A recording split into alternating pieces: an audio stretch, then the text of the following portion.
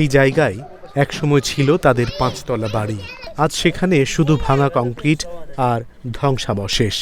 সেই সমতল হয়ে যাওয়া কংক্রিটের ওপরই পরিবারের সবাই মিলে ইফতারের প্রস্তুতি নিচ্ছেন গাজা সিটির শেখ রাদওয়ান এলাকার ফিলিস্তিনি নাগরিক আহমেদ আবু নাজি ও তার পরিবার। কার্ডবোর্ডের টুকরো জ্বালিয়ে তৈরি করা হয় ছোট্ট একটি চুলা, আর সেই আগুনে রান্না করা হয় ইফতার। খাবারের বেশিরভাগই এসেছে স্থানীয় স্যুপ কিচেন থেকে সংগ্রহ করে। 57 বছর বয়সী 5 সন্তানের জনক আহমেদ আবু নাজি স্মরণ করেন আগের রমজানগুলোর কথা। তখন পুরো পরিবার একসঙ্গে বসতেন সুস্বাদু নানা খাবারে ভরা টেবিল ঘিরে।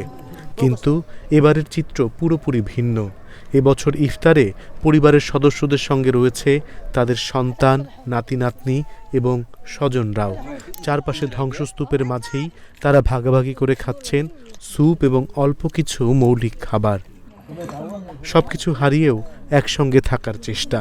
এভাবেই কাটছে গাজাবাসীর রমজান। অনিমেষ কর, ইন্ডিপেন্ডেন্ট ডিজিটাল।